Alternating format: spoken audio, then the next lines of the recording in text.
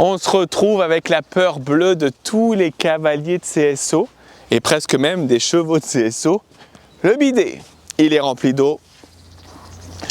On a travaillé avec Marie au sol, les barres au sol, les frites bleues. On avait déjà fait sur une vidéo précédente un peu dans le diagnostic avec le bidet, avec la rivière, où le cheval doit passer ses pieds dessus. Bien sûr, vous allez me dire, bah oui, mais en fait, il faudrait qu'il puisse la sauter cette rivière et pas passer dessus parce que finalement, sinon, c'est pénalisé. Oui, j'entends bien, sauf qu'encore une fois, comme je vous ai dit depuis le début, il faut qu'il puisse ne pas en avoir peur pour la sauter correctement. Un cheval qui a peur lorsqu'il saute, il va sauter soit en se dépêchant, parfois il va se précipiter devant, donc il va la toucher, ou alors derrière finalement. Et pareil, c'est pas forcément sur la rivière que ça va poser problème, le stress. Ça va poser problème sur le vertical qui est en bout de ligne de cette rivière où vous n'avez aucun contrôle parce qu'il a eu tellement peur qu'après il est plus lucide, que ses foulées finalement s'accélère et donc vous perdez le contrôle et cette barre du vertical suite à cette rivière, bah finalement vous faites cette faute. Donc là on va travailler un peu avec Marie sur, déjà simplement ici c'est un vrai travail pour ce cheval de pouvoir approcher le bidet, de rester calme et de rien faire et finalement d'attendre que j'arrête de parler. Donc c'est déjà un travail, vous pouvez faire quelquefois des petites pauses près du bidet, travailler loin, si vous avez un cheval vraiment très compliqué avec la rivière, c'est de profiter et vous dire de temps en temps, vous n'êtes pas en train de travailler sur la rivière, mais vous pouvez simplement bosser à l'extérieur, loin, revenir, faire une pause, poser votre manteau, appeler quelqu'un, écrire un message ici proche de la rivière. Là, on va travailler un peu avec Marie sur la franchise finalement de ce bidet. Alors même s'il le saute, même s'il passe ses pieds dedans, finalement, c'est peu importe. Je vais simplement travailler sur la mise en avant, que quand Marie serre les jambes, le cheval va vers l'avant. Il doit avoir beaucoup plus confiance à la réponse des jambes de Marie plus qu'au bidet. Encore une fois, cette phrase-là, on va l'exprimer en parlant, en disant en fait que le cheval est beaucoup plus éduqué qu'émotif. L'éducation est plus forte que son émotion. Ok? Donc simplement Marie prend un peu d'élan, entre guillemets. Alors c'est pas de l'élan, hein, c'est juste de chercher à avoir un cheval qui est en avant et te retrouver face au bidet, serrer les jambes et il doit y aller comme quand vous avez fait sur la barre au sol, comme quand on a fait sur un petit obstacle. On va simplement chercher à ce que Marie garde le même niveau d'éducation. Elle marche, elle part en avant. Le cheval va peut-être hésiter, partir à gauche, partir à droite, s'arrêter. Et c'est là où vous allez voir que votre éducation elle résiste finalement à cette émotion qui peut être assez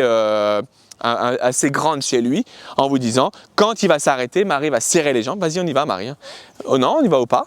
Serrer les jambes, garder les jambes serrées. Tant que le cheval recule, les jambes sont serrées. Au moment où il va avancer, les doigts s'ouvrent, les jambes s'ouvrent.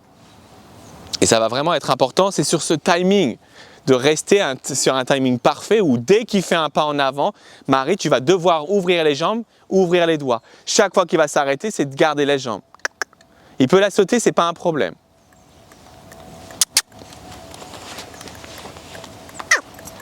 Serrez les jambes, voilà. Juste être prêt, vous, à ce qu'au moment où il va sauter ou alors il va accélérer, c'est de pouvoir relâcher. Oui, super. Oh, derrière. Très bien. Dans ce travail-là, on travaille énormément sur la confiance que le cheval peut avoir au cavalier et en lui. Et finalement, comment il peut avoir confiance en Marie? Parce que quand Marie lui dit de faire l'exercice et qu'il l'a fait, elle a toujours relâché les rênes, elle a toujours relâché les jambes et elle a rendu finalement le bidet très confortable. S'il fait, Marie s'arrête. S'il ne fait pas, Marie va juste continuer. Pas être traumatisante, juste en étant un peu chiante avec le stick ou avec la jambe. Oui, super mon chat. Au moment où il avance, on relâche les mains. Très bien.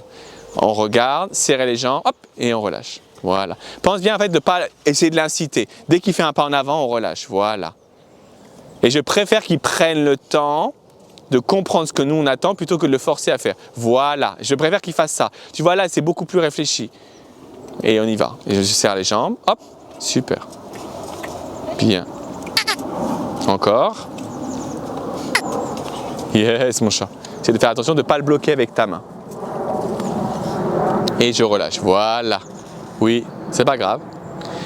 Si vous n'arrivez pas à immobiliser ses pieds, ça va être un problème. Déjà, c'est d'être capable, est-ce que je peux immobiliser ses pieds face à la rivière. S'il ne fait qu'avancer, reculer, essayez simplement de juste poser ses pieds face à la rivière, stop, et d'y aller progressivement. Et maintenant, je peux resserrer les jambes, lui redemander de partir en avant. Dès qu'il fait un pas en avant, ok, super.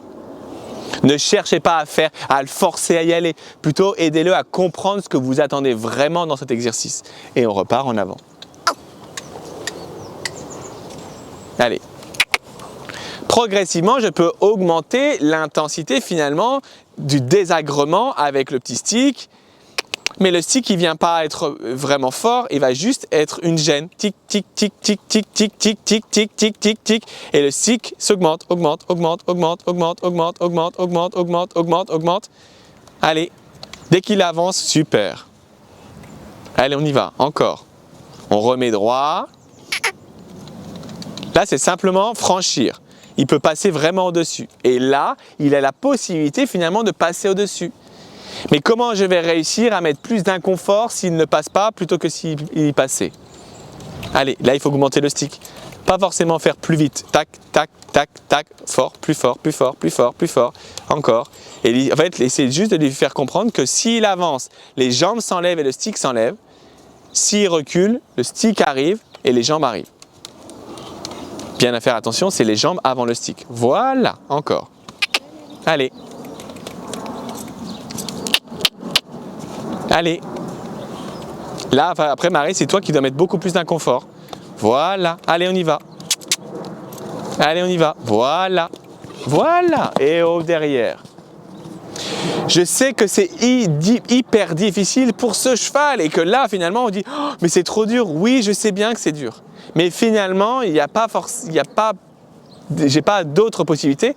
Après avoir vraiment fait, encore une fois, les étapes, refait à Marie, les étapes où j'ai fait au sol au début, ensuite avec une moquette, ensuite avec une bâche et malheureusement, le problème finalement reste encore un peu là. Donc, à moi de finalement l'aider ici et vous allez voir qu'au fur et à mesure, le cheval va y passer progressivement et il va l'enjamber et pourquoi pas peut-être même la sauter sans accélérer.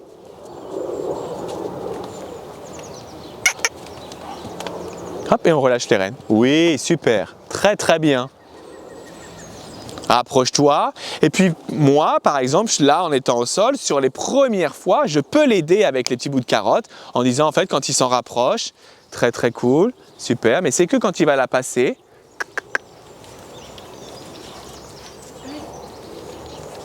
super, et avoir la carotte. Oui, mon chat, il faut s'arrêter.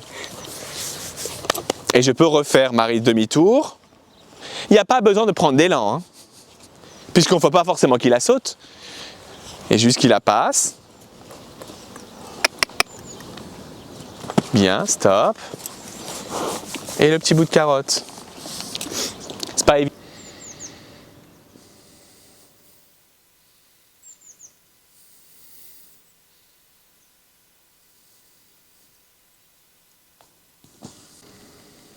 Alors, Marie?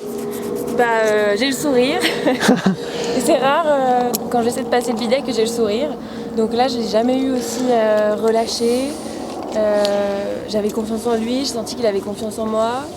Et c'était super. Donc tu vois en fait que c'est juste un travail très simple. Parce qu'il ne faut pas que tu te focalises sur le bidet, sur tes problématiques, il faut que tu te focalises énormément sur la base. De dire en fait, est-ce que le problème c'est le bidet? Non, le bidet me montre qu'en fait elle perd le contrôle, soit le cheval s'arrête, soit le cheval fait demi-tour, soit le cheval dérobe. Finalement, c'est la perte de contrôle qui est plus problématique ici que finalement le bidet. Parce qu'en fait, quand tu arrives à avoir vraiment le contrôle, à le mettre en avant, soit l'arrêter, soit après réorganiser ses épaules, tu arrives à passer le bidet correctement. Ouais. Parfait, il peut aller au paddock. C'était super, merci Maxime. À bientôt. Salut.